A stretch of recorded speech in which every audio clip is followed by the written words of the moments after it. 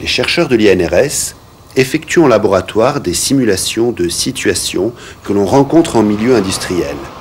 Il s'agit pour eux de mieux cerner une réalité souvent complexe. Dans la pratique, la réflexion sera toujours assujettie aux conditions de travail et à son environnement et mettra donc en jeu de nombreux paramètres. Au centre de cette cabine de ventilation, nous voyons la maquette d'un bain de traitement de surface.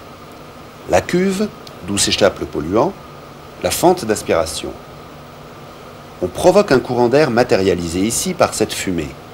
Ce courant d'air, dont on peut faire varier la vitesse, traverse la cabine de part en part. On reconstitue de cette façon l'environnement ordinaire d'un poste de travail en atelier.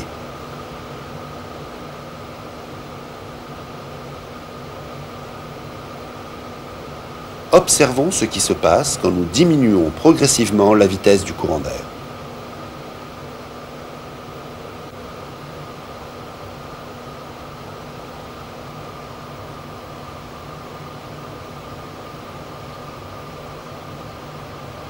Les résultats enregistrés par des capteurs nous permettent de cartographier les concentrations de polluants en fonction des vitesses de courant d'air. On visualise ainsi l'importance du phénomène. Vous reconnaissez la cuve, la fente d'aspiration, en pointillé le volume de mesure.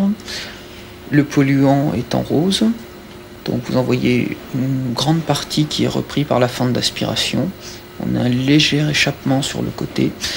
Cette image correspond à une efficacité pour le système de l'ordre de 97%. Ceci pour une vitesse de perturbation de l'ordre de 0,3 mètres par seconde.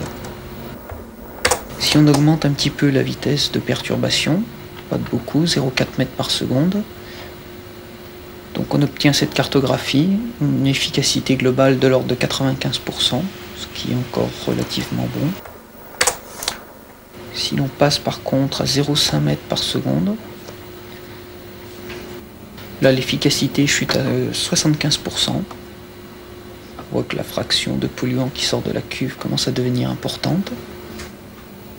Et si l'on passe à 0,6 mètres par seconde en vitesse de perturbation, l'efficacité chute rapidement, à peu près 40% seulement d'efficacité. Au lieu d'accélérer notre système de captage et par là même de gaspiller de l'énergie, on cherchera de préférence à neutraliser l'action du courant d'air. Donc en haut, une image comparable à celle qu'on a vue avant, une efficacité de l'ordre de 40%.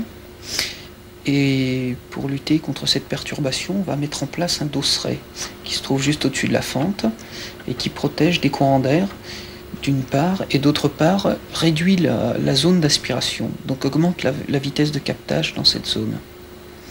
Donc l'efficacité qui était de 40% avant passe à peu près à 98%.